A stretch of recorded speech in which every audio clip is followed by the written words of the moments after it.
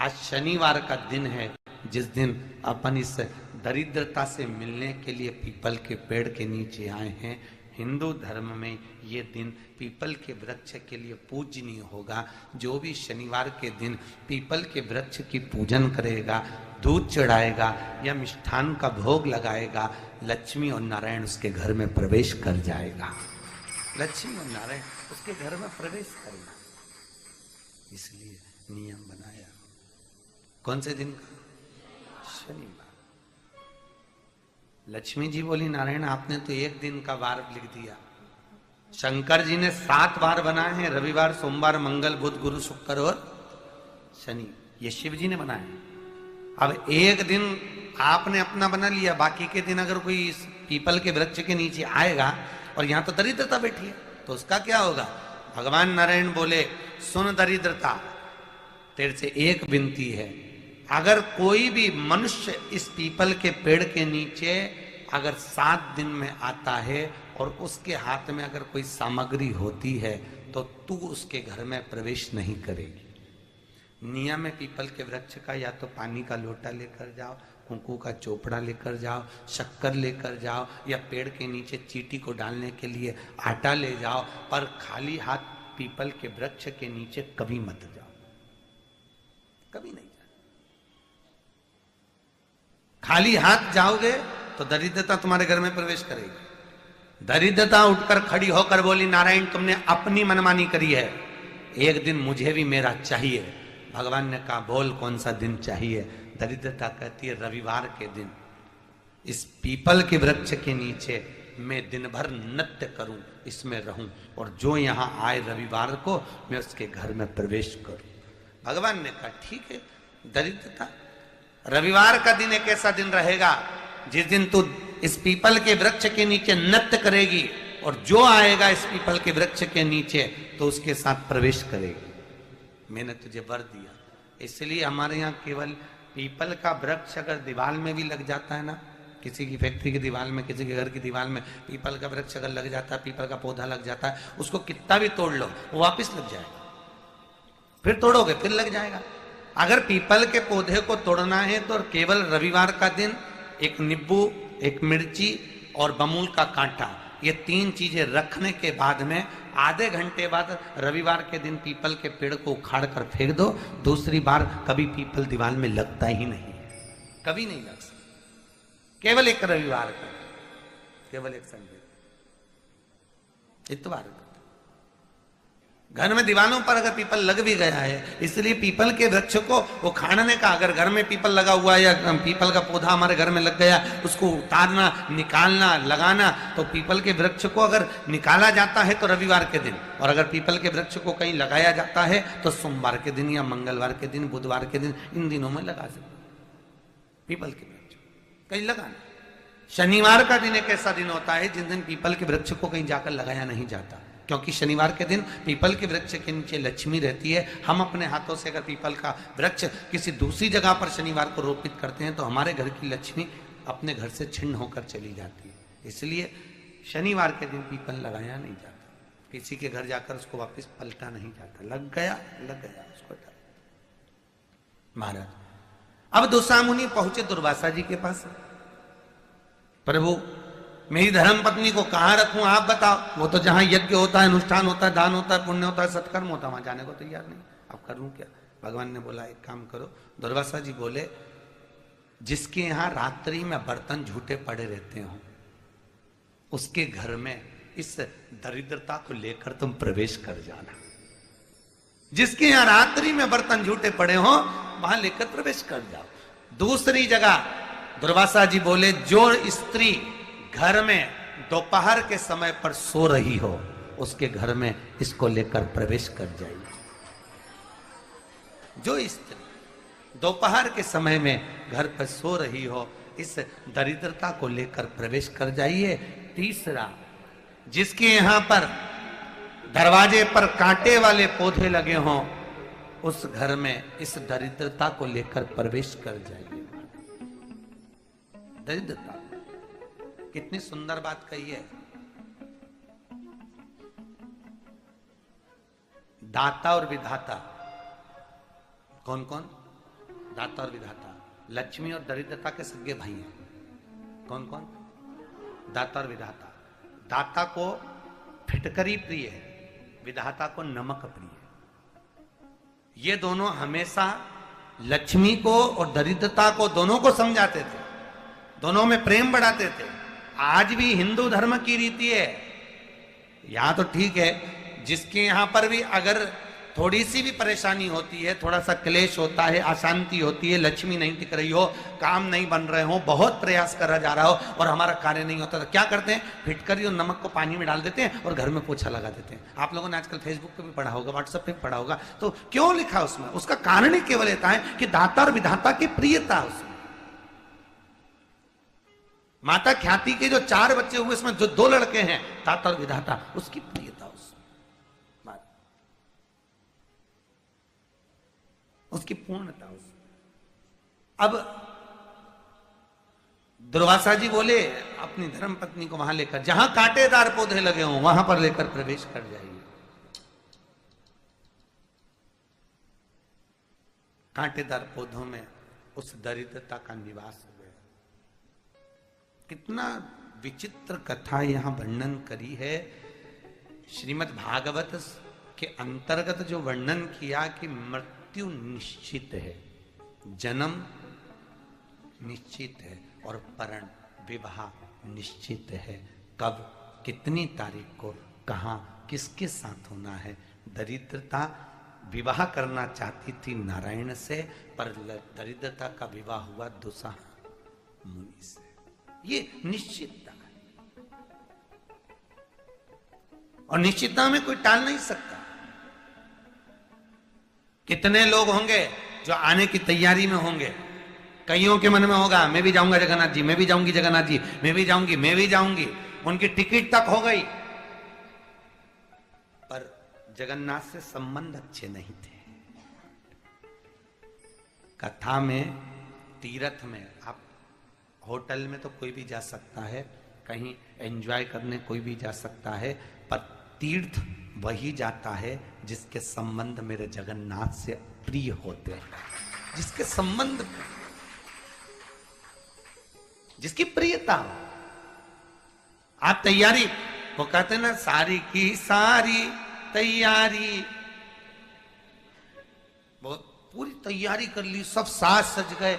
आप में से भी कई लोग ऐसे होंगे, टिकट किसी का होगा, आया कोई और, तैयारी है, सच गए, सामान भी पैक होगा, तैयारी पूर्ण होगी, पर फिर भी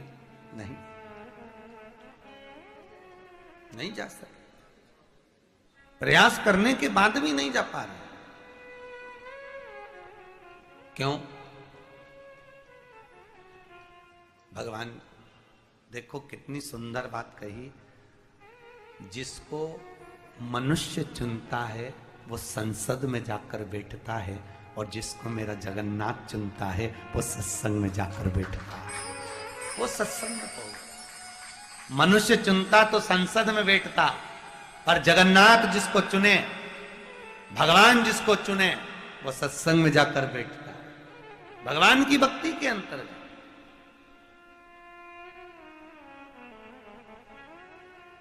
जिस पूंजी को तुमने जोड़ा है, घर में जोड़ जोड़ के रखा है, वो तुम्हारे साथ जाएगी क्या?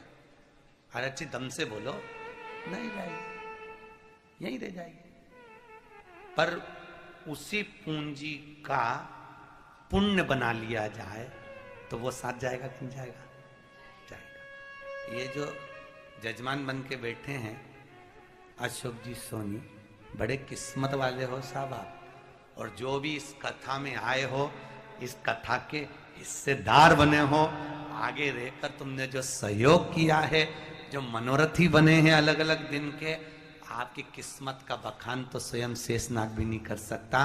क्योंकि पूंजी, कमाया हुआ धन हमारे साथ नहीं जा सकता, पर उस पूंजी का पुण्य बनाया जाए, और पुण्य बनाया जाए, जैसे छोटी सी सिगड़ी होती है ना, सिगड़ी में बड़ी बड़ी लकड़ियां नहीं जल सकती, तो उस लकड़ी का कोयला बनाया जाता है, और कोयला बनाकर सिगड़ी में रखाया जाता है, तब वो जलता है तो भगवान के सम्मुख में रखा जाता है। उसी तरह हमारी पूंजी का हम पुण्य बनाएं, और पुण्य बनाएं, क्योंकि पूंजी नहीं ले जा सकते, कम से कम पुण्य तो लेकर जा सकते हैं। उस पुण्य को इकट्ठा, उस पुण्य को संजोया जाए और वो पुण्य हमारे साथ में हो, वो पुण्य की मूलता हमारे साथ में हो। और जब पुण्य की मूलता हमारे साथ में होगी तो फिर क्या सोच,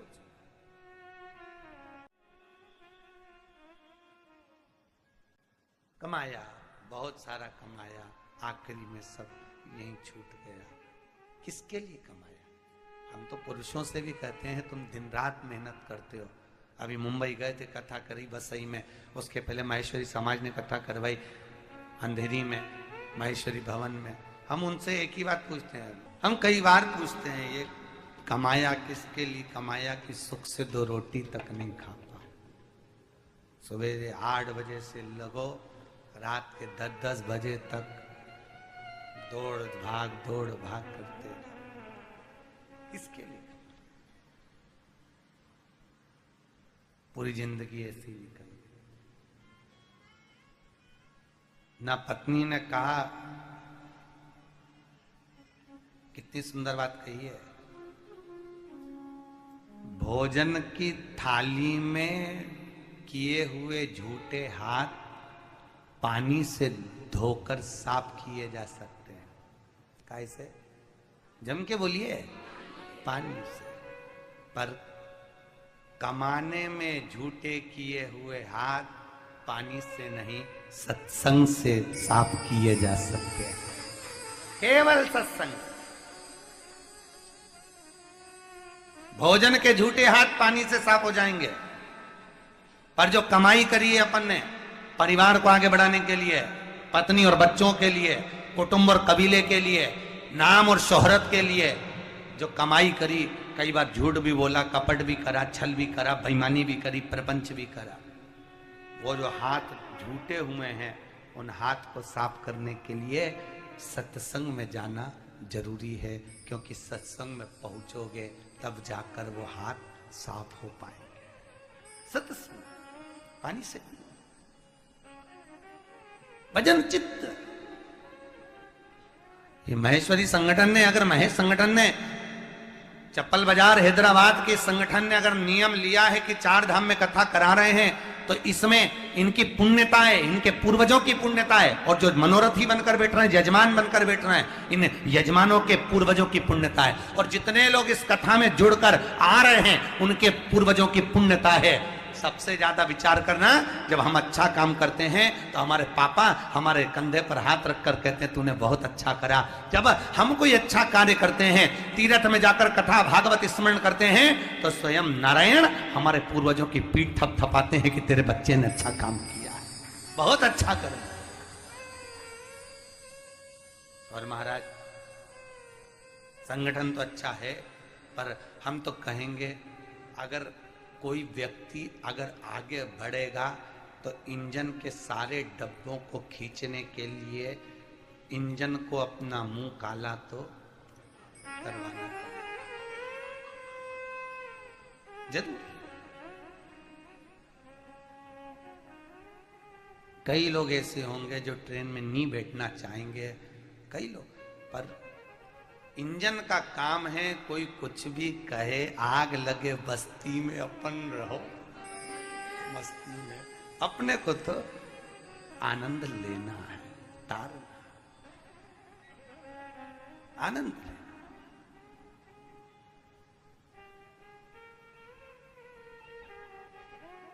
अभी तुम कहते ना कि चलो अब की बार कथा नहीं, अब की बार गोवा का टूर।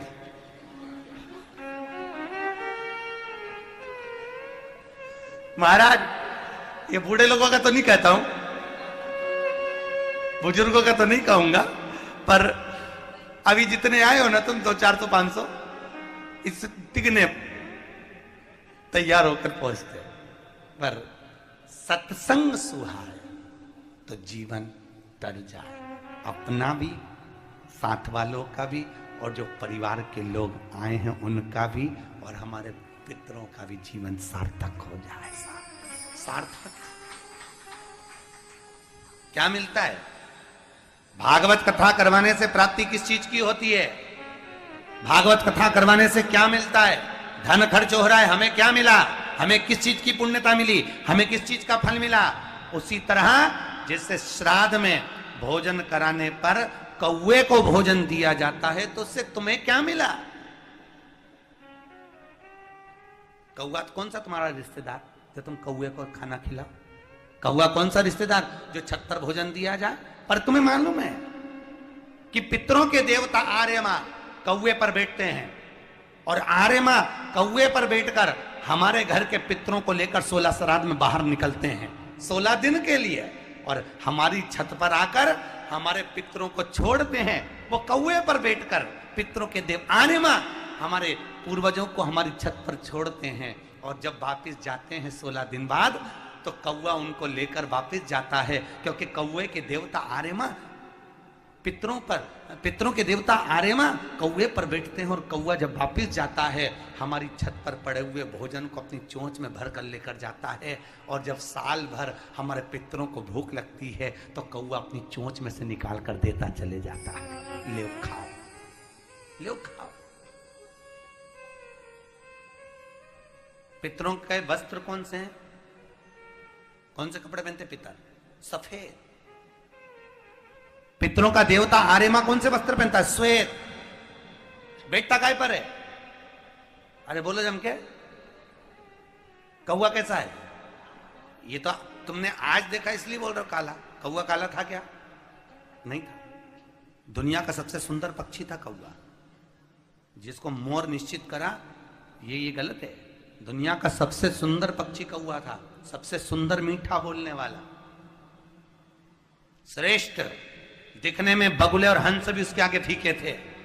वो तो ब्रह्मा जी ने चाल चल दी, और ब्रह्मा जी को एक यज्ञ करना था केवल गया क्षेत्र में। फाल्गु नदी के तट पर एक गयासुर हुआ राक्षस, जिसकी सत्ता चारों तरफ थी। ब्रह्मा जी को लगा इसकी सत्ता चारों तरफ है, पुण्य भी करता पाप भी करता, पर लेवल बराबर रखता, और लोग इसको बहुत पूछते। अब करूं क्या? ब्रह्मा जी ने भगवान विष्णु से कहा मुझे यज्ञ करना है। भगवान ने कहा करिए यज्ञ, पूरी पृथ्वी आपकी है ब्रह्मदेव। नहीं, ब्रह्मा जी बोले मुझे ऐसा जीव चाहिए जो पुण्य भी करता और पाप भी करता और उसका लेवल बराबर रखता हो। तो कौन? तो केवल गयासुर है। गयासुर की छाती पर यज्ञ करूंगा।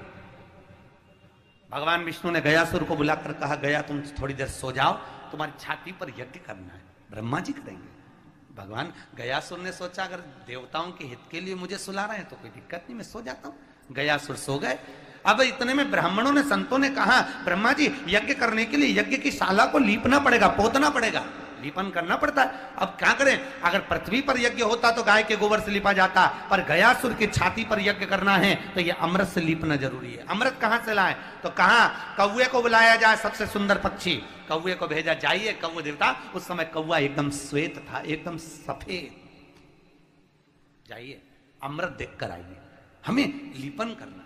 कौवा गया अमृत ढूंढने के लिए, और कौवा अमृत ढूंढने के लिए जब गया, जाते जाते 3 दिन कौवे को हो गए, भूख लगने लगी, प्यास लगने लगी, करूं क्या? सामने दिखा अमृत। कौवे ने सोचा अमृत तो मिल गया, परंतु भूखा रह रहा हूं, क्या करूं? कौवे ने अपनी चोंच अमृत को लगा दी, पी लिया अमृत, और अमृत थोड़ा सा चोंच में भरकर कौवा आ गया। ब्रह्मा जी से का अमृत वहां रखा है। ब्रह्मदेव आए, अमृत को लेकर गए, और उस गयासुर पर अमृत डालकर लीपने वाले थे। इतनी देर में कौवे ने कह दिया इस अमृत से मत लीपो, क्योंकि मैंने इसको झूठा कर, ये झूठा हो गया, ये अमृत झूठा है। ब्रह्मदेव ने कहा कौवे तुझे अमृत का पता लगाने को बोला था, तूने झूठा कर दिया। जा, तेरी वाणी कर्कश हो जाए, और तेरे मन में इतना काला मन भरा हुआ है तेरा, उसी तरह तेरा कलर हो जाए।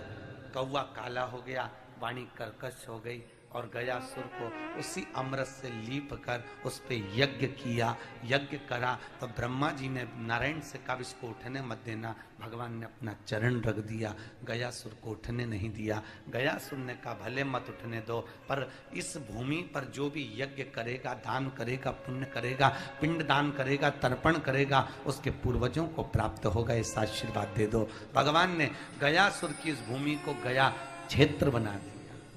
कौन सा क्षेत्र बनाया? गया। पुण्य के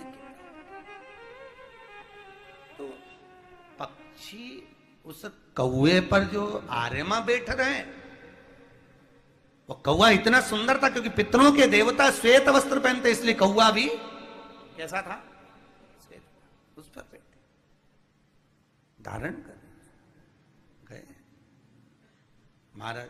उसी तरह पुण्यता है जैसे कौवा ग्रहण करता है, अपने पूर्वजों को देता है। 7 दिन की श्रीमद् भागवत कथा का पुण्य देवता भी ले जाकर पितरों को प्रादान करते हैं और हमारे जगत का उद्धार करते हैं। ये पुण्यता का भाव श्रीमद् भागवत कथा में है। भागवत साधारण नहीं है, हजारों बार श्रवण कर लो। और इसमें कई माता ऐसी बैठी होंगी इन्होंने पूरी जिंदगी सुन ली, बहुत सुनी, बहुत श्रवण कर, हजारों हजार बार श्रवण कर, फिर भी भागवत ऐसी लगती है कि और सुना जाए, अभी नया मिल रहा है, और नया मिल रहा, और सुनी जाए, और सुनी जाए। भागवत रस तत्व में नूतनता का भाव है। एक मैगजीन, एक अखबार 5 बार पढ़ोगे, 10 बार पढ़ोगे, आखिरी में रद्दी वाले को भेज दोगे, पर वही पुराण 50 बार पढ़ोगे, सुनोगे, उसके बाद भी उसमें रोचकता रहेगी, उसमें फिर भी प्रबलता रहेगी, उसमें प्रथमता रहेगी। महाराज शास्त्र कह रहा है, आगे जो चरित्र आया कि यम प्रवचतनम भनुपेतम एतकृत्यम द्विपायनो अजुवयम कृष्णाय श्री कृष्णाय शरणागतम। भगवान आनंद में विराजमान है। शास्त्र कहे एक बार भगवान भोलेनाथ कैलाश पर बैठे हुए हैं, मां जगज्जननी जगदम्बा पार्वती भगवान शिव के पास में बैठी हुई और पार्वती मैया शंकर जी के नजदीक में बैठी हुई, शिव के पास में माता पार्वती विराजमान है। भगवान शंकर के पास में बैठी पार्वती जी ने शिव जी के गले में मुंडों की माला को देखा, पूछ लिया आपके गले में इतने सारे मुंडे किसके हैं? भगवान भोलेनाथ ने कहा पार्वती सब तेरे, क्योंकि पति अगर गले में कोई सामग्री धारण करा हुआ है, चेन पहना हुआ है, पत्नी ने पूछ लिया ये कहां से आई, पति एक ही बात कहता है, जब घोड़ी चढ़कर तेरे दरवाजे पर गया था तेरे पिताजी ने वो चेन मेरे गले में डाल दी थी, बस एक ही चेन इतनी भारी पड़ी, उस दिन से मैं खुद बेचैन हूं।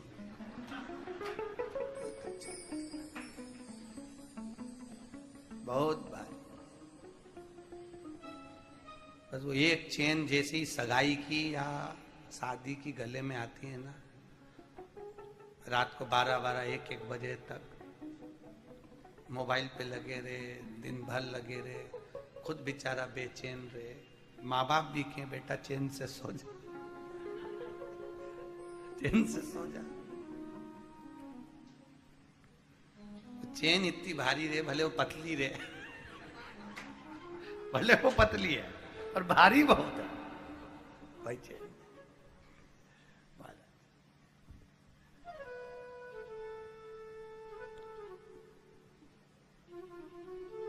चेन्नई में माहेश्वरी समाज कथा करवाई, ताराचंद जी मोहता उसके मुख्य अध्यक्ष है वहां। तो मोहता जी एक उनके कार्यकर्ता को लेकर आए, बड़े प्रसन्न दिख रहे थे, उनने प्रणाम करा, हमने कहा भाई बहुत प्रसन्न दिख रहा हो, क्या बात है? गुरुजी आज मेरी शादी की सालगिरह है। मैंने कहा दुनिया का पहला मनुष्य देखा जो शादी की सालगिरह पे इतना प्रसन्न दिख रहा है, बड़े प्रसन्न। और भगवान ऐसे ही प्रसन्न बनाकर रखे, आपके चेहरे पर यही चमक बनी रहे। भगवान शास्त्र कह रहा है, भगवान शिव के गले में मुंडों की माला को देखा, पार्वती जी को बड़ा आश्चर्य हुआ। पार्वती जी ने पूछ लिया ये मुंडे किसके हैं? भगवान बोले ये सब तेरे, सब तेरे।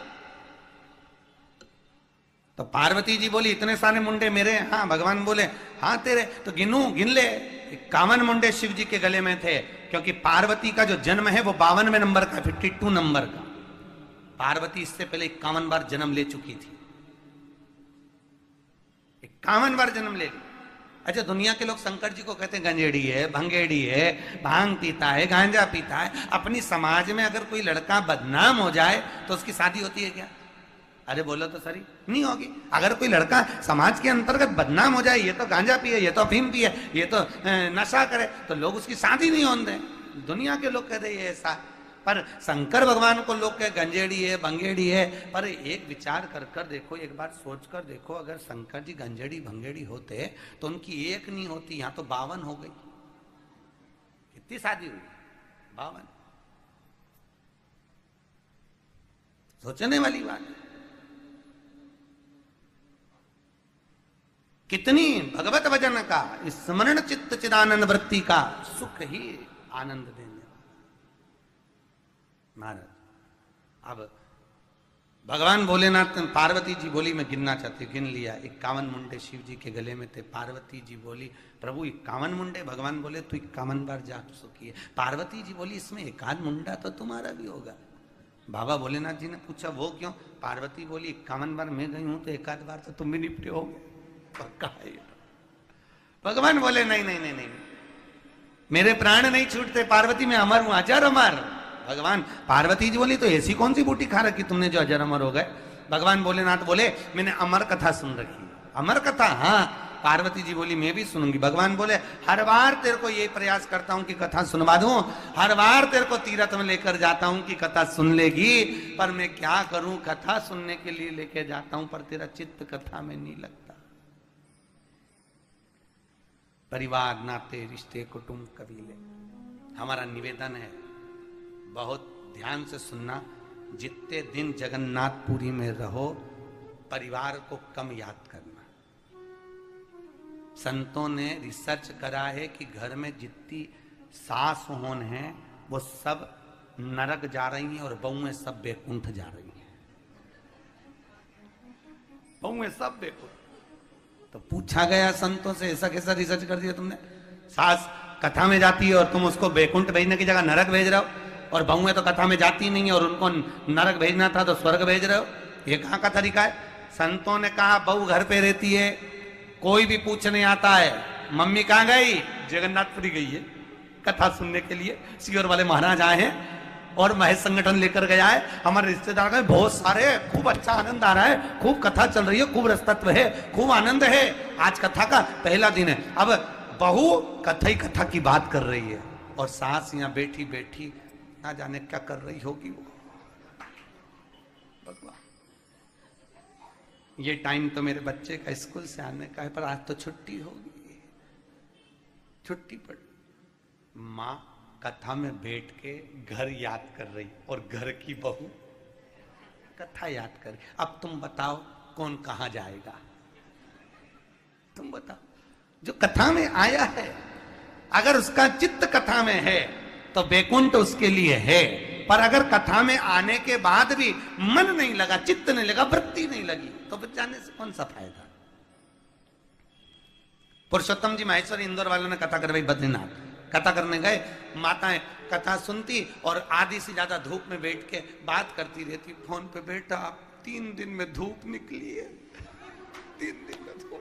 अब वो कथा में मन न लगे, 3 दिन में धूप। छोरा कैसा है? हम पूरी कथा कहने के बाद उनसे मिलने के लिए गए। माँ आई काहे को कथा में? ऐसे आने से कौन सा फायदा? जो छोरा छोरी को याद करो, भगवान भगवत भजन। अरे भजन करने के लिए आए हो, मृत्यु लोक में पहुंचे हो और मृत्यु लोक से भी तीर्थ में पहुंचे हो। कितनी करुणा करी है भगवान ने, आपको खींच कर यहां बुलाया, खींच कर। टीवियों पर पट्टी देखकर अहमदाबाद से कुछ लोग कथा सुनने के लिए आए, कुछ लोग परवणी से आए, कुछ लोग जलगांव से आए हुए, कुछ लोग खंडवा से आए हुए, केवल पट्टी देखकर। हमने सुबह संगठन से लोगों से कहा कि ये लोग बाहर से आए हैं, नौकरी रुकने की व्यवस्था अपनी कर ली है, पर संगठन के लोग उनको भोजन का बोलें कि यहीं करें, क्योंकि अपने संगठन में किसी चीज की कमी नहीं है, प्रेम बहुत है, तो भोजन यहीं करें। हमने कहा भाव रखिए। इतनी दूर से भजन चित्त करने के लिए हम हैदराबाद की भूमि को छोड़कर यहां पहुंचे हैं। क्यों पहुंचे? कि अपना चित्त अपनी वृत्ति कुछ दिन के लिए हम भगवान के हो जाए, नहीं तो पूरा परिवार में, नातों में, रिश्तों में, कुटुंब में, कबीले में रहते रहते तो पूरी जिंदगी निकल जाती है। और बर्तन मांजो, रोटी बनाओ, पानी में धो के फर्श रखो, झाड़ू लगाओ, पोछा लगाओ, दिन में थोड़ी देर सो जाओ, शाम हो फिर रोटी की तैयारी करो, रात हो फिर खाना वाना बना के बर्तन भांडा मान बुझा के सो जाओ, छोरा छोरी को बड़ा करते जाओ, यही जिंदगी निकल गई। आखिरी में भगवान पूछेगा, नीचे गई थी हैदराबाद में, क्या करा? भगवान गई थी तो क्या किया? बस छोरा छोरी को संभाला, उनको बड़ा करा, एक को डॉक्टर बनाना, एक को इंजीनियर बनाना, इसको ये करना, उसको वो करना, और बच्चों को बड़ा बड़ा बड़ा बड़ा बड़ा बड़ा करके विदेश भेज दिया, और डोकरा डोकरी अकेले घर में फ्लैट में रह रहे। का मतलब कि जिंदगी जी रहा है और पड़ोसी के प्राण खा रहा है। बेटा गिलकी ला दे, बेटा भिंडी ला दे, बेटा ये ला दे, तो उससे कह दो तू पड़ोसी के लड़के से गिलकी मंगवा रही, पड़ोसी के लड़के से भिंडी बुलवा रही, पड़ोसी का लड़का तेरे को डॉक्टर के यहाँ लेके जा रहा, तो अपनी जायदाद का आधा हिस्सा पड़ोसी को दे दे। हिस्सा तो उसी को देगी जो विदेश में बैठा है, जो बाहर सर्विस कर रहा है। पड़ोसी के प्राण खाएगी, हिस्सा उसको देगी, झाड़ू रोज लगवाए, पोछा रोज लगवाए और जोड़ जोड़ के रखे। तो क्या मतलब का? फिर क्या गलत किया कि बेटा इंग्लैंड में, बेटी है न्यूयॉर्क, और ब्राइट बच्चों के लिए हुआ बुढ़ापा डार्क। और काका क्या करोगे, ये रुपया कहाँ धरोगे? और काका क्या करोगे, ये रुपया कहाँ धरो? क्या मतलब ऐसा जुड़ने? जोड़ा जोड़ा जोड़ा, आखिरी में छोड़ा। क्या मतलब? संगठन, मैं संगठन के सभी कार्यकर्ताओं तुम पे बड़ा खुश हूं, पक्की बात, क्योंकि तुम अपने समय का, अपने धन का, अपनी काया का सदुपयोग कर रहे हो।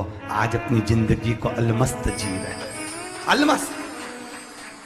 शरीर जब साथ नहीं देगा, घुटने, कमर, उसके बाद में तुम छोरा छोरी से कहोगे मुझे जगन्नाथ ले जा, छोरा छोरी कहेंगे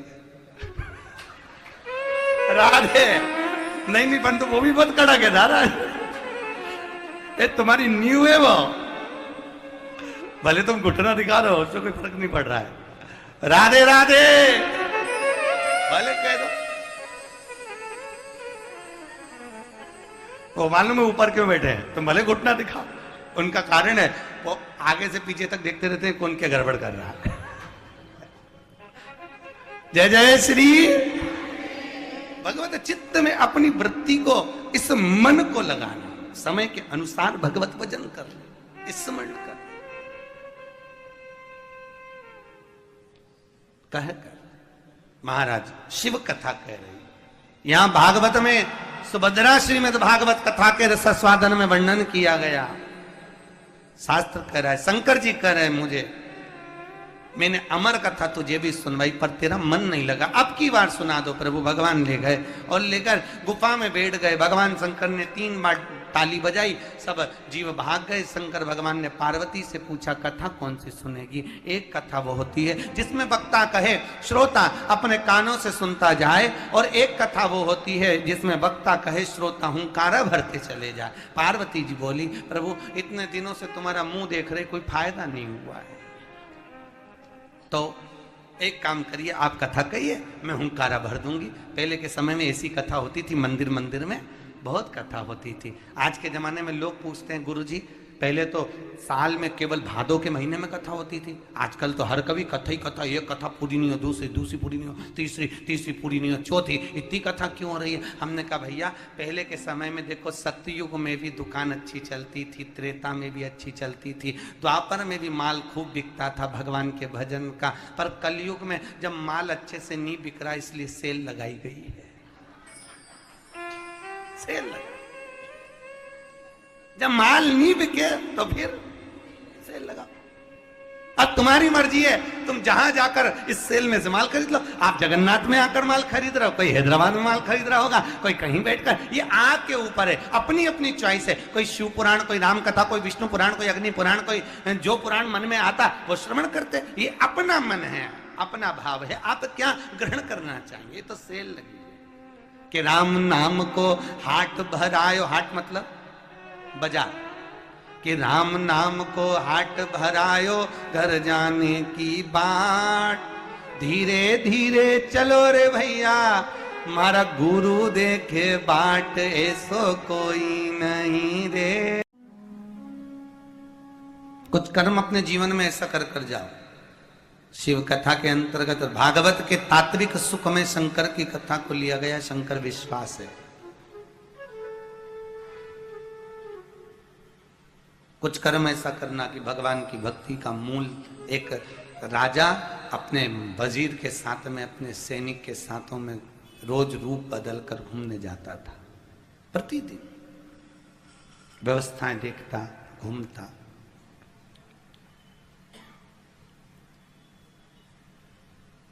राजा आज अपने वजीर के साथ में घूम रहा था। रूप बदलकर एक व्यक्ति पड़ा हुआ था, उसकी लाश पड़ी हुई थी। पूरे नगर के लोग उस पर थू थू कर कर जा रहे थे। पूरे नगर के लोग उसको थू थू कर कर जा रहे, और वो पड़ा हुआ है। राजा ने सैनिक के से कहा, बताओ, सब देख रहे हैं, थूक रहे, उसके ऊपर अपशब्द कह रहे, पर कोई उठाकर नहीं ले जा रहा। राजा ने अपने कंधे पर उठाया उसको। सारे लोगों से कहा, तुम उठवाओ। उसने कहा, हाथ मत लगाना, पापी है ये, सबसे गंदा है ये। मदिरा का पान ये करे, वेश्यावृत्ति ये करे, जुआ ये खेले, गंदे काम ये करे, इसके शरीर को तो हम हाथ नहीं लगाएंगे। राजा ने अपने कंधे पर उस व्यक्ति को उठाया, उठाकर ले गया। ले जाकर राजा ने उस व्यक्ति को उसके घर पर पहुंचा, और पहुंचते से ही उसको सुलाया। सुलाकर उसकी पत्नी को बुलाया। पत्नी आते से बोली, मेरा पति निर्दोष है, धर्मात्मा है, पुण्यात्मा है, दुनिया में मेरे पति जैसा कोई नहीं हो सकता। राजा ने कहा, माताजी, आपके पति के प्राण छूट चुके हैं। मैं पहले ही कहती थी इनको।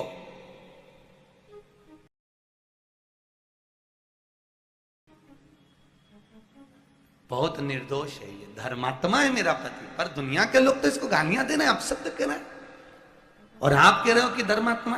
कहां मिला ये? आपको मालूम है, नाली के पास पड़ा हुआ था, हम उठा कर लाए इसको।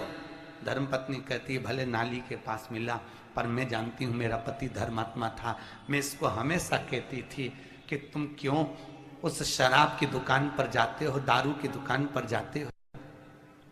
क्या करता था ये? दारू की दुकान पर जाकर दारू खरीद कर लाता था, घर में चुपचाप से लाकर नाली में बहा देता था, अपने पैसे से लाता। मैं कहती, दुनिया देख रही है तुमको कि तुम बोतल खरीद कर ला रहे हो, दुनिया कहेगी तुम पीते होगे, लोग तुम पे तू तू करेंगे, पर कहता है कि मैं लेकर आऊंगा, 4 लोगों को पीने नहीं दूंगा, कम से कम वो गंदा पानी में नाली में बहा दूंगा तो 4 लोग बच तो जाएंगे। वेश्या के दरवाजे पर जाते थे, वेश्या को खरीदते थे, एक कमरे में उसको छोड़कर गीता जी देकर कमरे में बिठा देते थे कि तू इसका पाठ करना, और गीता जी देकर बिठा देते थे। दुनिया के लोगों को लगता था कि ये वेश्या का संग करता था। मैं इसको हमेशा कहती थी, तुम मरोगे तो लोग थू थू करेंगे, आज पूरे लोग थू थू कर रहे हैं, पर यह हमेशा कहता था, मैंने नेक कर्म करा है तो मैं मरने के बाद भी मुझे कोई नेक व्यक्ति ही उठाएगा, पापी नहीं उठा पाएगा। मैंने नेक कर्म करा है तो मुझे नेक व्यक्ति ही उठाएगा, और मुझे उम्मीद है कि नेक व्यक्ति ही मेरा अंतिम संस्कार करेगा, भले नगर के लोग नहीं उठाएं।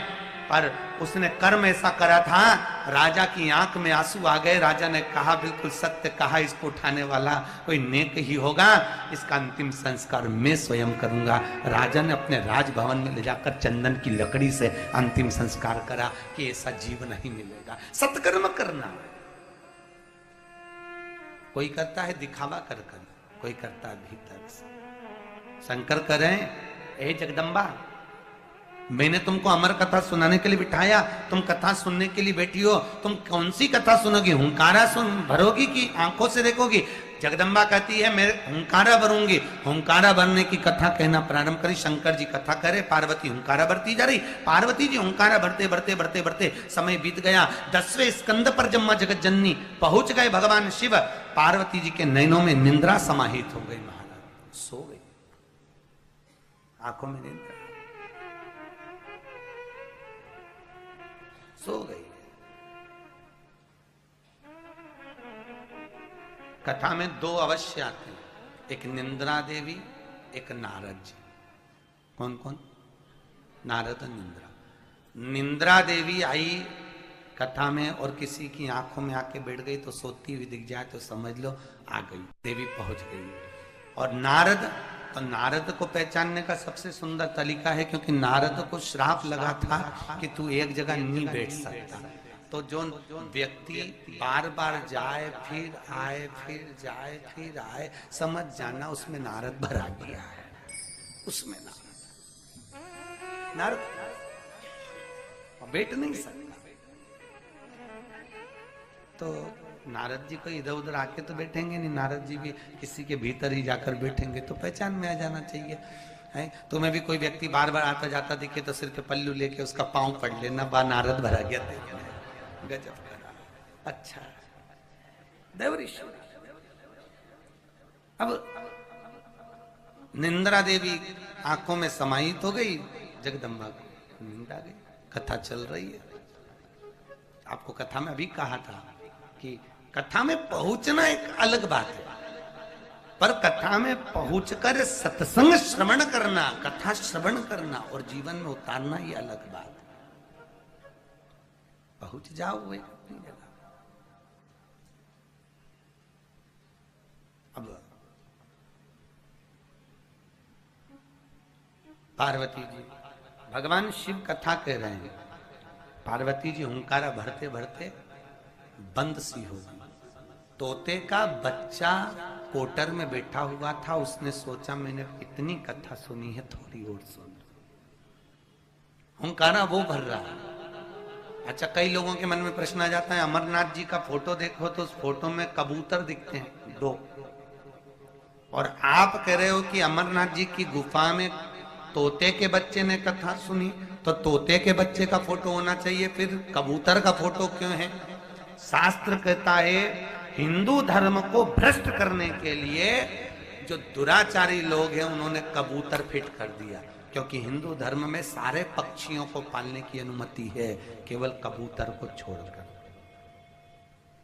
कौन नहीं पाल सकते? हिंदू धर्म में क्या नहीं पालते? कबूतर नहीं पालते। क्यों? क्योंकि माता पार्वती ने अग्निदेव को श्राप दिया था, हे अग्नि नारायण, तुमने भगवान शंकर के तेज पुंज को सूर्य और अग्नि तुमने ले जाकर गंगा जी में विसर्जन करा है, गंगा जी को दिया है। गंगा कौन? पार्वती जी की बड़ी बहन। कौन है गंगा? पार्वती जी की बड़ी बहन। क्योंकि एक बार जब पार्वती का जन्म हुआ था ना, तो गंगा जी ने नारद जी के मुंह से सुन लिया था कि शंकर जी की आराधना करो तो पति के रूप में शंकर मिल जाए। तो गंगा जी ने सुन लिया, तो गंगा जी ने सोचा अगर शंकर पति मिल जाए तो मैं आराधना कर लेती हूँ। और गंगा जी ने इतना तप करा, इतना तप करा, इतना तप करा। पार्वती जी को एक दिन मालूम पड़ा कि गंगा जी तप कर रही है। पार्वती जी ने सोचा मेरी बड़ी बहन भी शंकर को मना रही, मैं भी शंकर को मना रही, अब शंकर पति मेरे होना चाहिए। तो पार्वती छल कर गई। छल करा। एक दिन पार्वती जी ने अपनी सहेली से कहा, अरे सखी तुझको मालूम है कोई संत आए ना, उस पर पानी का लोटा भर के डाल दो तो संत प्रसन्न हो जाते हैं। गंगा जी ने कान लगा के सुन लिया, और गंगा जी ने कान लगाकर सुना तो गंगा जी के सामने आज दुर्वासा ऋषि निकल कर जा रहे थे, और गंगा जी ने पानी का लोटा उठाकर डाल दिया। डालते से दुर्वासा बाबा को क्रोध आ गया, और दुर्वासा ऋषि ने क्रोध में आकर कहा, गंगा तो हिमालय राज की बड़ी बेटी होकर, पार्वती की बड़ी बहन होकर तूने मेरा अपमान करा है। जैसे तूने मुझ पर पानी डाला, जा तू मनुष्य का देह छोड़कर तू भी पानी के रूप में बहेगी। और गंगा पानी के रूप में बहने लगी। गंगा ने हाथ में जल लेकर पार्वती को श्राप देने लगी। गंगा हाथ में पानी लेकर पार्वती को श्राप देने लगी। जैसे पार्वती को श्राप देने लगी, शंकर जी आकर खड़े हो गए, ये मेरी अर्धांगिनी बनेगी, इसको श्राप मत दो। गंगा जी ने कहा इसने मेरा अपमान करा है, मेरी छोटी बहन होकर मुझसे ईर्ष्या करी है। शंकर भगवान बोले गलती तुम्हारी है, तुमने कान लगाया काय? सही है कि गलत है? मुख से पिया हुआ विष केवल एक व्यक्ति को मारता है, जिसने पिया वो मरेगा, पर कान में घुला हुआ विष एक को नहीं मारेगा, पूरे घर को समाप्त कर देगा। पूरे घर। मुख से पिए हुए विष से केवल एक मरता है, और कान में घुले हुए विष से, निंदा रूपी विष से पूरा परिवार नष्ट हो जाता है। एक बहू का कान अगर भर दिया जाए तो पूरा परिवार बिखर जाता है। एक बेटे का कान भर दिया जाए पूरा परिवार बिखर जाता है। एक माँ का कान भर दिया जाए पूरा परिवार बिखर जाता है। एक पिता का कान भर दिया जाए पूरा परिवार बिखर जाता है। एक संगठन में अगर किसी एक व्यक्ति का कान भर दिया जाए तो पूरा संगठन बिखर जाता है। महाराज, मुख का जहर पीकर एक मरता है, और जो विष कान में भरा जाता है उससे पूरा संगठन बिगड़ जाता है। यहां पर माहेश्वरी समाज के महेश बैंक के चेयरमैन जी बैठे हुए हैं। क्या नाम है? रमेश कुमार जी, बंग जी। ये अच्छी तरह से जानते होंगे कि एक संगठन को बनाना, समाज को आगे ले जाकर पहुंचाना कितना कठिन काम है। क्योंकि विष पीना सरल है, पर वही विष अगर कानों में डल जाए तो पूरे समाज को, पूरी जगत को वो नष्ट कर देता है। उसको ध्यान रखना, बहुत कठिन। अभी कथा में कहा था आपको कि पानी में डूबे हुए व्यक्ति को बचाना सरल है, पर प्याली में डूबे हुए व्यक्ति को बचाना कठिन है। पानी में डूबते हुए को तो गोताखोर बचा सकता है, पर प्याली में डूबे हुए को नहीं बचा सकता। वो कठिन है। भोजन की थाली में झूठे हुए हाथ को पानी से धोया जा सकता है, पर कमाई कर कर झूठे किए हुए हाथ को केवल सत्संग में ही धोया जा सकता है। धोने की जगह है। बहुत कठिन है ये विष। जय जय श्री। ये विष कठिन है, और इस कठिन विष में साधना। कई लोगों ने भर दिया, तोते को हटाकर कबूतर लगा दिया। गंगा जी ने श्राप देना चाहा पार्वती को, शंकर जी ने मना करा, मत करो ऐसा, ये मेरी अर्धांगिनी बनेगी। गंगा जी कहती है मैंने भी तो आपको पति बनाने का प्रयास करा। शंकर भगवान कहते हैं गंगा, मैं तुझे वचन देता हूं, मेरी जो संतान होगी उसका पालन तू करेगी, तू भी मां कहलाएगी। गंगा, तेरा और मेरा नाम जुड़ेगा। लोग गंगा की डुबकी लगाएंगे तो तेरे साथ में मेरा नाम जोड़कर लगाएंगे। लोग हर हर गंगे कहकर, तेरा नाम मेरे नाम से जुड़ेगा। तो आज पार्वती जी ने अग्निदेव और कबूतर बनने का श्राप दे दिया अग्नि को। हे अग्नि नारायण, तुमने मेरे भगवान शंकर के तेज पुंज को, गंगा को दिया है, मैं तुम्हें श्राप देती हूं कि तुम कबूतर की योनि में हो जाओ। इसलिए आज भी नियम है हिंदू धर्म में, कबूतर अगर छत पर बैठता है, उसकी बीट जिस छत पर पड़ती है उसके घर में कभी शांति नहीं रहती। अगर कबूतर की बीट छत पर पड़ेगी तो शांति नहीं रहेगी, शांति को समाप्त कर देती है कबूतर की। सारे पक्षी घर में पालो मना नहीं है, पर कबूतर नहीं पालो, श्रापित है। तुम कबूतर की योनि में आ जाओगे, कबूतर की योनि तुम्हें प्राप्त होगी। और अग्नि नारायण कबूतर की योनि में। इसलिए पहले शास्त्रों की रीति, आज के जमाने में तो लोग छत पे दाना डालने लगे, पर ऐसा नहीं था। पहले एक स्थान बनाया जाता था, ऐसा ओटला, उस ओटले पर लोग दाना डालते थे और पक्षी वहां खाते थे। वहीं पानी के पात्र रखते थे, घर के ऊपर पानी का पात्र रखते थे। दाना नहीं डालते थे घर के ऊपर, घर के ऊपर पानी का पात्र। घर के ऊपर तो केवल 16 दिन में रोटी डलती थी कौवे के लिए। क्यों? बाकी के कबूतर अगर छत के ऊपर आकर बैठेगा तो उसकी बीट पड़ेगी, बीट पड़ेगी तो घर में अशांति होगी। चाहे कितना भी घर में धन होगा, लक्ष्मी होगी, सब कुछ होगा, पर जरा जरा सी बात में तन्नफन होकर पूरा घर टूटेगा। अगर कबूतर की बीट पड़ती है तो अशांति उत्पन्न होती है। सब सुख होगा पर शांति। तुम कबूतर की योनि में चले जाओ अग्नि नारायण, अग्निदेव। तो भगवान शिव, तो वहां कबूतर हमारे हिंदू धर्म में पूज्य नहीं है, पर दुनिया के लोगों ने भगवान को धर्म भ्रष्ट करने के लिए वो जो अमरनाथ जी का फोटो बना उसमें कबूतर का फोटो लगा दिया। पर कबूतर नहीं, शंकर भगवान ने जब अमर कथा श्रवण कराई है, उस कथा को जो सुन रहा है वो तोते का बच्चा सुन रहा है। इसलिए फोटो में क्या होना था? तोता होना, पर नहीं है, श्रवण किया। और भगवान भूत बामन भोलेनाथ कथा कह रहे, कथा में तोते का बच्चा हुंकारा भर रहा, स्कंद पूरे हो गए, 12 और स्कंद पूर्ण होने पर भगवान भोलेनाथ बोले, बोलो भागवत महापुराण की। कहते सही पार्वती जी की निंद्रा टूट गई और टूटते सी पूछा, क्यों भोलेनाथ, कथा पूरी हो गई? शंकर भगवान बोले, पार्वती तू क्या सो रही थी? तू सो रही थी क्या? अगर पार्वती जी बोल दे कि मैं सो रही थी तो शंकर को क्रोध आ जाए। पार्वती जी ने कहा, नहीं प्रभु, मैं सो नहीं रही।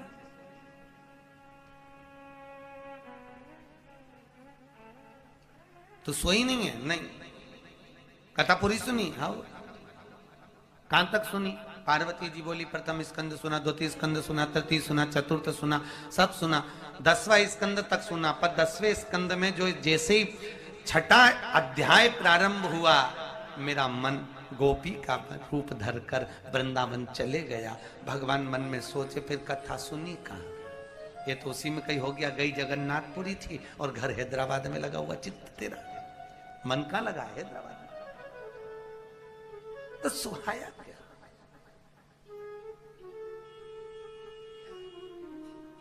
फिर तू पहुंची कैसे?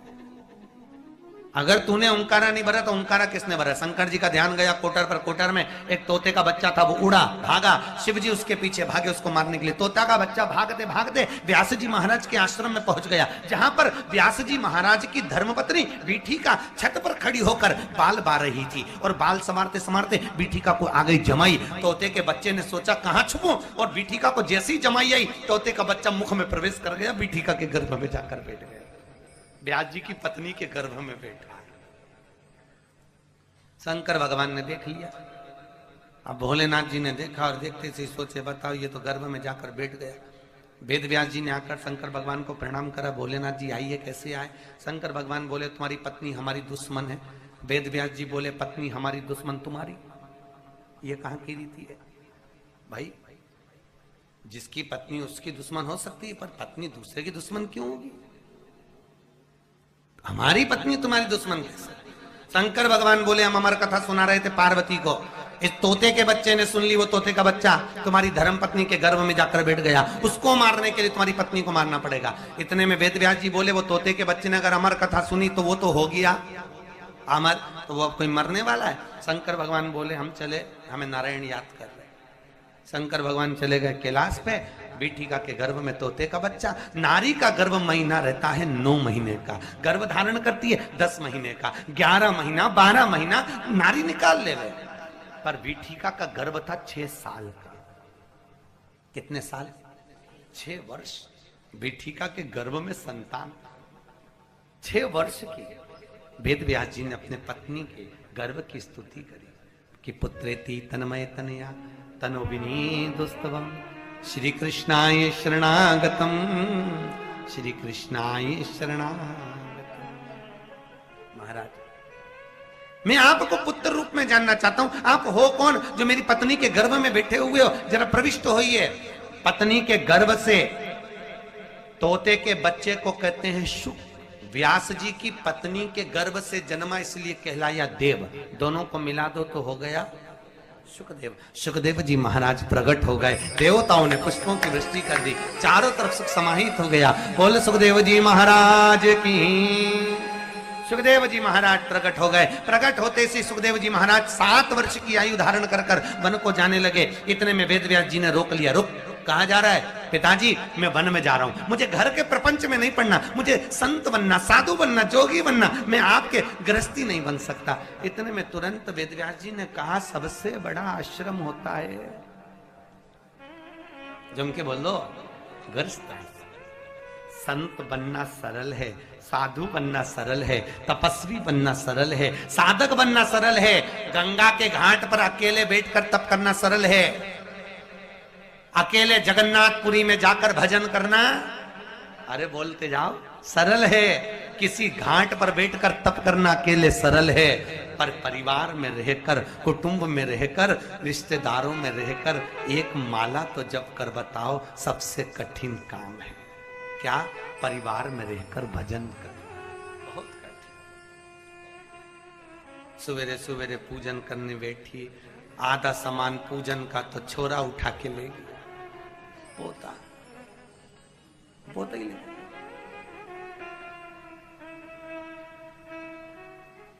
ढूंढती फिर रही, कहाँ गया शालिग्राम जी, कहाँ गया।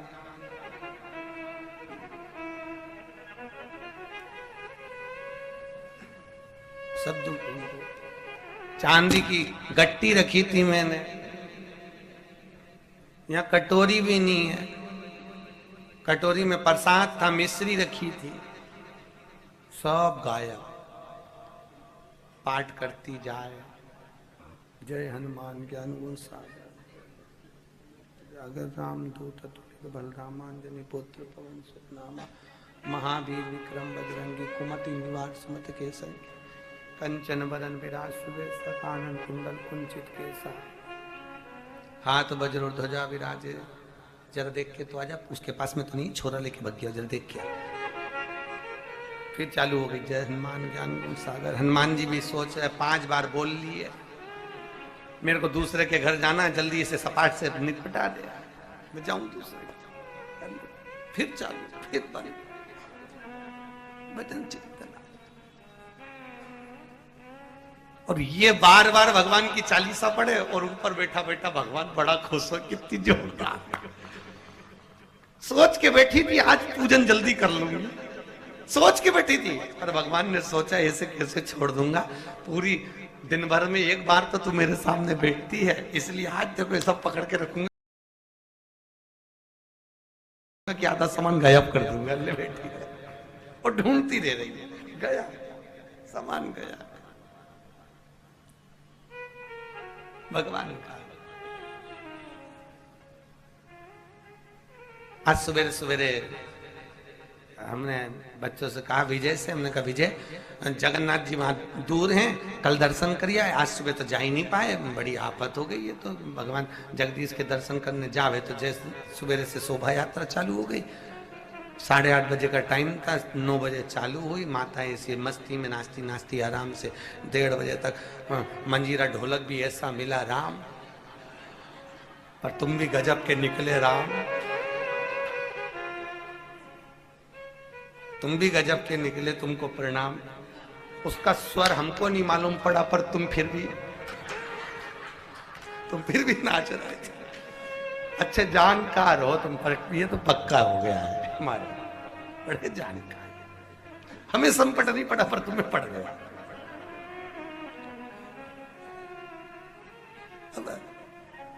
सोचे भगवान जगन्नाथ जी के दर्शन करने जाएंगे, बड़ी आफत। हमने कहा विजय आज तो बड़ा गजब हो गया, अरे बाबा जगन्नाथ जी नहीं मिले, सुबह से क्या करे।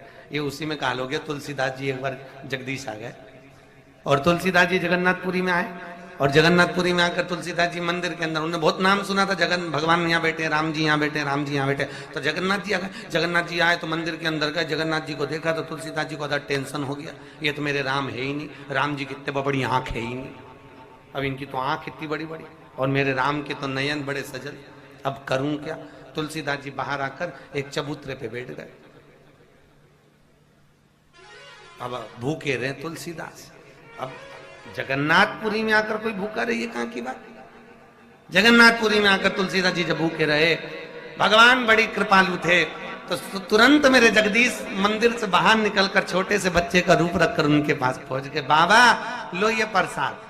तो क्या हम हमारे राम जी को इसका भोग नहीं लगा सकते? यहाँ तो जितना भी भात बनता सब जगन्नाथ का प्रसाद बाहर आता। अब जब भगवान पहले से ही खा लिए तो हमारे राम जी को हम कैसे भोग लगाएं?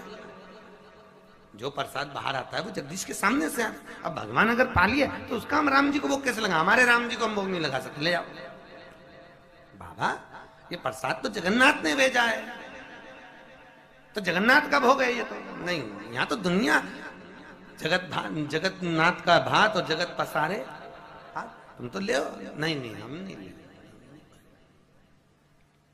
बाबा मानो तो सही, यही तो राम है, मानो तो। भगवान बालक के रूप में आए, तुलसीदास जी को समझाया, फिर तुलसीदास से कहा चलो तो सरी एक बार दर्शन करो तो सरी। प्रसाद लेकर तुलसीदास जी मंदिर के अंदर जब पहुंचे, सुभद्रा जी के रूप में सीता जी दिख रही थी और भरे ठाकुर जी के रूप में राम जी दिख रहे थे। बलराम जी के रूप में लक्ष्मण नजर आए, तब तुलसीदास जी ने नमन करा, तब जाकर भात पर होगा और जाकर विराजमान। आज भी तुलसीदास जी का चौतरा बना हुआ है यहाँ पर, जहाँ तुलसीदास जी रुके थे। भगवत चित्तो। तो हम बोले विजय से, आज ठाकुर जी जगन्नाथ जी ना दिखे। विजय इतने में घूम रहे थे, नीचे एक पंडित जी मिल गए। पंडित जी बोले हमारे यहाँ भी जगन्नाथ जी का मंदिर है, दर्शन करिए। हमने कहा कहाँ है? तो हमने सोचा कि मालूम कहाँ दूर लेके जाएगा, तो कि 1 नंबर फर्स्ट फ्लोर जो है ना, फर्स्ट फ्लोर पे ही। हमने कहा बताओ, हमारे बाजू में। गजब। तुरंत हम गए और दर्शन करा जगदीश का। बड़ा मन प्रसन्न हुआ साहब। धन्य है ऐसी पुष्प वाटिका, पुरुषोत्तम वाटिका, जहाँ जगदीश ही अपना मंदिर छोड़ के यहाँ आके दर्शन दे दिया। बाबा इसमें भी प्रभु की कृपा है, करुणा। दर्शन कितना चमत्कार देखोगे। कल आप लोग लेट हो गए थे और ध्वजा चढ़ने वाली थी आपकी, और ध्वजा का समय निश्चित था और आप लेट अबेर पहुंचे। फिर भी जगन्नाथ जी ने सोचा नहीं नहीं, इतनी दूर से आए हैं, मेरी ध्वजा का दर्शन हो। जगदीश खुद लेट हो गया और आपको समय पर बुलवाकर ध्वजा का दर्शन करा दिया। ये उसी की तो करुणा है। वो कृपा ना करे तो हम आ ही नहीं सकते। फिर वही वाली बात आ गई कि जिसको मनुष्य चुनता है वो संसद में जाकर बैठता है, और जिसको मेरा जगन्नाथ चुनता है वो सत्संग में जाकर बैठता है। सत्संग में वही बैठा है जिसको जगदीश ने चुना है, जो चुन कर बैठा, उसने बुलाया।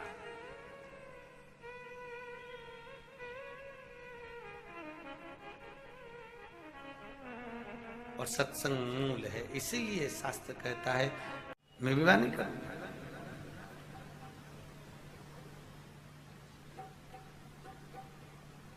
वेद व्यास जी बोले विवाह नहीं करोगे, कुंवारी अवस्था में मरोगे, ये कहां की गति है। अभी कथा के प्रारंभ में कहा था, स्वयं एक कथा आपने सुनी होगी कि कौरव और पांडवों का जब युद्ध प्रारंभ होना था,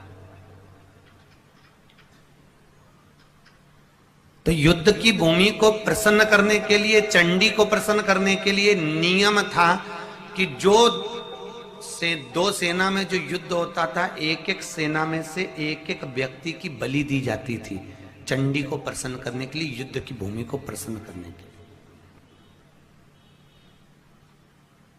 और यह सबसे बड़ा टेंशन था भगवान कृष्ण को। और दुर्योधन तो ठाके लगाकर हंस रहा था कि हम तो सोए हैं, एक आध बलि में मर भी गया तो 99 बच जाएंगे, और ये तो 5 गिने चुने, एक आध मर गया बलि में तो बचे 4। भगवान को चिंता लगी तो भगवान ने अर्जुन को बुलाया। अर्जुन को बुलाकर कहा अर्जुन इधर आ। अर्जुन बोला बोलो प्रभु क्या बात है। भगवान ने कहा अर्जुन एक काम कर, याद कर तेरी शादी हुई थी। प्रभु याद है मुझको, मेरी द्रौपदी से शादी हुई थी। भगवान बोले द्रौपदी से शादी हुई तो फिर क्या हुआ था? मैं द्रौपदी को लेकर घर पहुंचा, फिर माता कुंती भोजन बना रही थी और मैंने कहा मां देखो मैं क्या लेकर आया हूं। मां ने कहा 5 बांट लो। और मैंने ये बात द्रौपदी को कही कि तुम्हें 5 पतियों की पत्नी बनना पड़ेगा मेरी मां की आज्ञा से। क्या तुम मेरी माता को दोष दोगी? द्रौपदी कहती है, बड़ी ज्ञानी थी वो, उसने कहा मैं आपकी मां को क्यों दोष दूं? इसमें तुम्हारी माता का दोष नहीं है, इसमें मेरा दोष है। पूर्व में एक मैं ब्राह्मण के घर की बेटी थी और मेरे पिताजी कहकर गए थे कि कोई संत आए तो सेवा करना पर मांगना कुछ नहीं। एक दिन मैंने संत की सेवा करी और संत ने कहा बेटा मांग लो। मैंने कह दिया अगला मेरा जन्म हो तो सुंदर पति मिले, ज्ञानवान पति मिले, धैर्यवान पति मिले, विद्वान पति मिले, अति रमणीय पति मिले। मैंने 5 बार कह दिया तो संत बोले जितनी बार बोली उतना ही मिले, तथास्तु। इसलिए कितने पति मिले? 5। तुम्हारी मां का दोष नहीं है इसमें। पर द्रौपदी कहती है शर्त मेरी भी एक है, मैं तुम 5 पतियों की पत्नी बन जाऊंगी, बस बात इतनी सी है, मैं एक एक पति के साथ कुछ कुछ वर्ष तक निवास करूंगी। उस वर्ष के बीच में जब मैं तुम्हारे एक एक पति के साथ 5-5 साल तक जब रहूं तो ये ध्यान रखे कि कोई दूसरा पति मेरे कमरे में नहीं आए। अगर दूसरा पति मेरे कमरे में आ जाएगा तो उसको भी 5 वर्ष के लिए बन जाना पड़ जाएगा। आपको मंजूर है तो मुझे भी मंजूर है। अर्जुन ने युधिष्ठिर को बुलवाया कि द्रौपदी एक एक पति के साथ 5-5 साल तक रहेगी, पर उसके कमरे में अगर दूसरा कोई पति गया तो उसको वन जाना पड़ेगा। ठीक है, मंजूर मंजूर। आज एक ब्राह्मण आ गया, ब्राह्मण ने आकर कहा, अरे ओ अर्जुन, मेरे बेटे को शेर उठाकर ले गया, बचा ले जल्दी। अर्जुन ने धनुष देखा, मिला नहीं। गांडीव कहां गया? तो कि भीम के कमरे में था। भीम के कमरे में गांडीव उठाने गए तो अर्जुन जैसे ही पहुंचे तो उस समय भीम का समय था द्रौपदी के साथ में 5 वर्ष का। अर्जुन गए, द्रौपदी ने हाथ जोड़कर कह दिया, स्वामी अब तुम्हें 5 साल के लिए वन जाना पड़ेगा। अर्जुन, याद करो तुम वन गए थे। गया था, फिर क्या हुआ? अर्जुन ने कहा, मैंने एक नागों की कन्या उलूपी से विवाह कर लिया, फिर मेरा एक बेटा हुआ जिसका नाम था अरावन। क्या नाम था? अरावन। अर्जुन, तुम जिस बेटे को छोड़कर आए वो बेटा बड़ा हो गया होगा, एक काम करो, युद्ध के मैदान में बलि चढ़ाना है, उस बेटे को लेकर आओ, जाइए। अर्जुन गया, उलूपी से तुरंत जाकर कहा,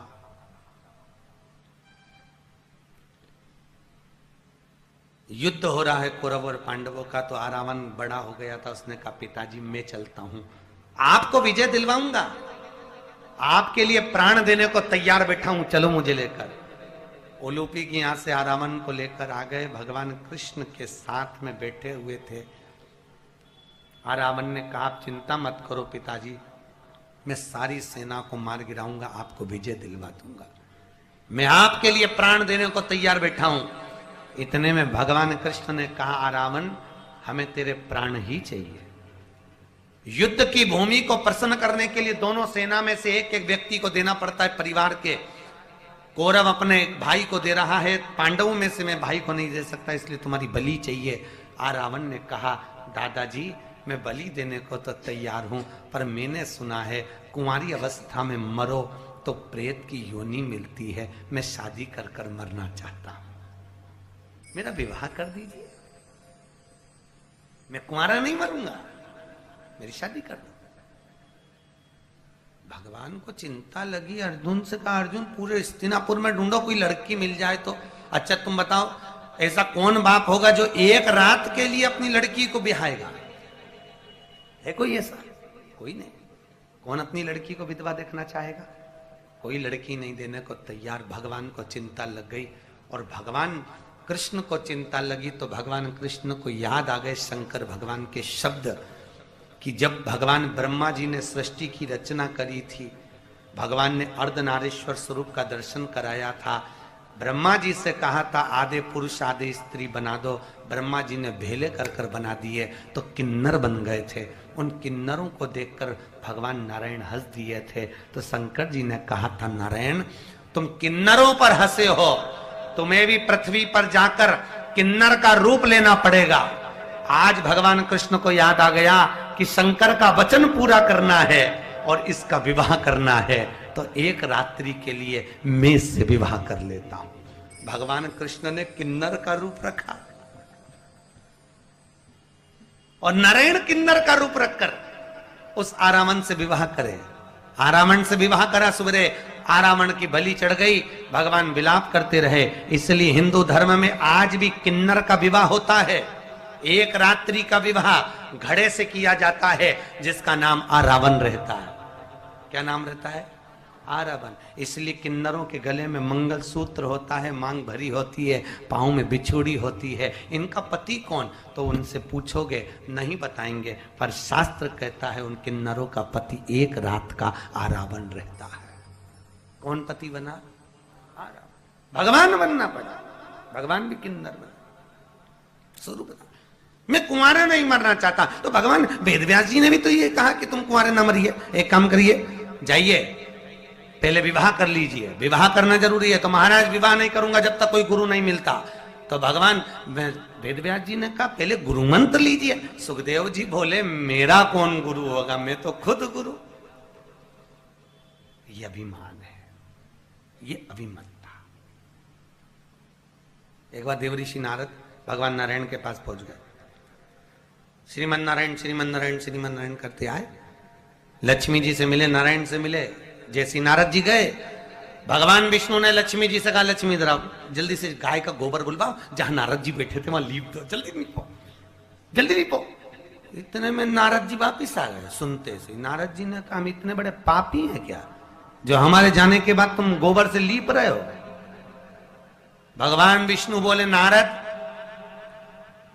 तुम नुगरे हो, तुम्हारा कोई गुरु मंत्र नहीं है, और अगर तुम्हारा गुरु मंत्र नहीं है तो तुम बिना गुरु मंत्र का व्यक्ति जहां बैठता है वहां पर गोबर से लीपना जरूरी होता है, नहीं तो दूसरा व्यक्ति भी नुगरा माना जाता है। नुगरे व्यक्ति का तो हाथ का पानी नहीं पीना चाहिए जिसका गुरु मंत्र ना हो। जिसका मंत्र नहीं है उसके हाथ का पानी क्या पीना? देवऋषि नारद जी ने कहा, प्रभु आप मुझे नुगरा कर रहे हो, मैं तो खुद देवऋषि नारद सारे देवताओं का ऋषिवर हूं, मैं गुरुवर हूं, मैं किसको गुरु बनाऊंगा? भगवान ने कहा, देवऋषि नारद ये तुम्हारा अभिमान है, पृथ्वी पर जन्म लिया है, मृत्यु लोक में आए हो, किसी भी रूप में तुम अवतरित हुए हो तो तुमको तो गुरु बनाना पड़ेगा। देवऋषि नारद ने कहा, मैं किसको गुरु बनाऊं? भगवान विष्णु ने कहा, पृथ्वी पर जाइए, सुबह सुबह जब पृथ्वी पर पहुंचोगे जो मिल जाए उसको गुरु बना लेना। देवऋषि नारद जैसी पृथ्वी पे आंख बंद करके गए और जैसी आंख खोली तो सामने एक मछुआरा मिल गया, मछली पकड़ने वाला। नारद जी ने कहा, छी छी छी छी छी, वापिस पहुंच गए। भगवान विष्णु के पास जाकर बोले, प्रभु मेरे को तो कोई मिला ही नहीं जिसको मैं गुरु बनाऊं। भगवान बोले, झूठ बोलता है, लक्ष्मी जी सही बता, इसको कौन मिला? कि एक मछुआरा मिला था। तो नारद जी बोले, एक मछली पकड़ने वाले को गुरु बनाऊंगा, एक मछुआरे से मंत्र लूंगा, उसको क्या मंत्र आएगा? वो तो पढ़ा लिखा भी नहीं है, वो तो मछली पकड़ता है। नारद जी जाइए उससे मंत्र लीजिए।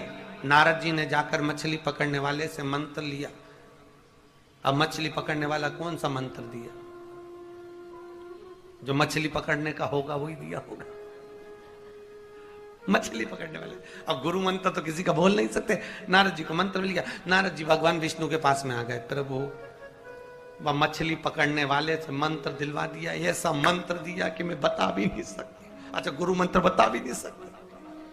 अब प्रभु ऐसा गुरु मिला मुझको। भगवान विष्णु ने कहा, नारद तेरे जैसा पापी दुनिया में नहीं हो सकता जो एक भगवान नारायण के पास में आकर गुरु की बुराई कर रहा है। गुरु कैसा भी होता है पर वो गुरु होता है। जा, मैं तुझे श्राप देता हूं नारद कि जब तक तू 84 लाख योनियों के चक्कर नहीं काट लेता तब तक तू वापिस देवऋषि नारद के पद पर नहीं बैठेगा। जा, तू, मेरा श्राप है तुझको।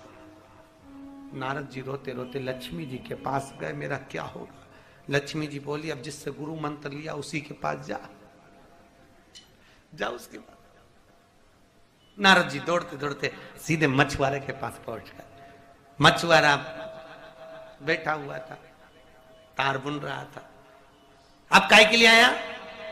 मछुआरा ने पूछा नारद जी से। नारद जी बोले, गुरु जी श्राप लग गया। तो रोता काय को? एक श्राप लग गया, श्राप लग गया, चुपचाप बैठ, मछलियां भाग जाएंगी, चुप बैठ।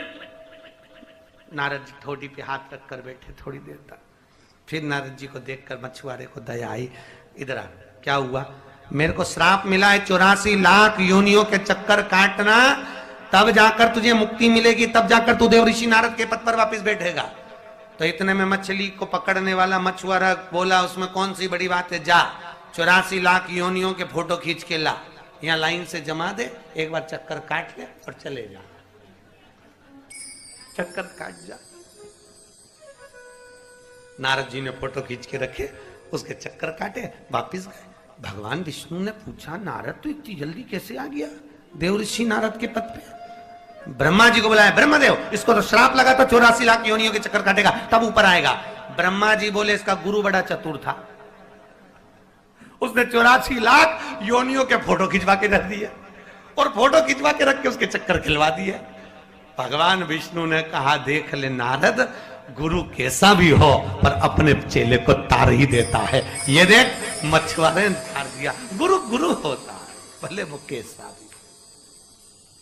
गुरु की सामर्थ्यता है। सुखदेव जी आपको गुरु मंत्र लेना पड़ेगा। वेदव्यास जी कह रहे हैं गुरु मंत्र, सुखदेव तुमको लेना है। सुखदेव जी बोले, मेरा गुरु कौन होगा? इतने में सुखदेव जी से कहा वेदव्यास जी ने, जाओ तुम एक काम करो, राजा जनक के दरवाजे पर जाओ। राजा जनक के दरवाजे पर? हाँ, राजा जनक के दरवाजे पर सुखदेव जी पहुंच गए। सुखदेव जी ने आवाज लगाई, जाइए सैनिकों, जाकर दरवाजे पर कहिए कि वेद व्यास जी के पुत्र महामार्तंड विद्वानों में विद्वान श्री सुखदेव पधारे, जाकर कहिए। जनक जी निकलकर बाहर नहीं आए, जनक जी नहीं आए, चुप, जाकर कहिए, नहीं आए। फिर दूसरे दिन कहा जाकर कहो, नहीं आए। 8 दिन निकल गए, जनक जी सुखदेव जी से मिलने ही नहीं आए। 9वें दिन जनक जी ने कहा, सुखदेव जी बोले जाकर कहिए एक ब्राह्मण जनक जी से मिलने के लिए आया है।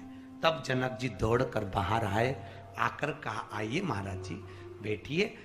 सुखदेव जी ने जनक जी के चरण पकड़ लिए, मुझको गुरु मंत्र दे दीजिए। जनक जी बोले मैं क्षत्रिय और तुम ब्राह्मण, ये मंत्र की प्रथा कहां से आएगी? सुखदेव जी बोले आपसे मंत्र इसलिए लेना चाहता हूं क्योंकि पूरी दुनिया में मैं घूमा, पर केवल जनकपुरी ऐसी मिली जहां का राजा चोर भी पकड़ा जाता तो उसको दंड नहीं देता, अगर कोई डाकू पकड़ा जाता उसको मृत्यु दंड नहीं देता। पूरी जनकपुरी में कहीं पर जेल नहीं बनी जहां पर किसी को सजा मिले। ऐसी नगरी पहली बार देखी है महाराज, आप मुझे मंत्र प्रदान कर दो। तब जाकर सुखदेव जी महाराज से जनक जी ने कहा पहले शादी करो उसके बाद मंत्र दूंगा। प्रभु मैं कुंवारा रहना चाहता हूं। नहीं नहीं नहीं, विवाह तो करना पड़ेगा। सुखदेव जी वापिस गए, अपने पिता वेदव्यास जी से कहा पिताजी मेरी शादी कर दो। वेदव्यास जी ने पितरों की कन्या पीवरी के साथ में, किसके साथ? पीवरी के साथ में सुखदेव जी का विवाह कर दिया। और पितरों की कन्या पीवरी के साथ सुखदेव जी का विवाह हुआ। 4 लड़के हुए, 1 लड़की हुई जो अणु नाम के राजा के साथ में भी आई। तब जाकर सुखदेव जी महाराज ने पूरा परिवार भरा, पूरा छोड़ा, फिर भगवान जनक जी से जाकर गुरु मंत्र प्राप्त करा और गुरु मंत्र लिया तो जीवन को तार लिया। सुखदेव जी महाराज ने पहुंचे, गंगा जी के तट पर भ्रमण करते हुए एक वट वृक्ष के नीचे बैठ गए। यहीं से श्री देव ऋषि नारद ब्रह्मा जी के पास में जा रहे हैं। श्रीमन नारायण नारायण नारायण।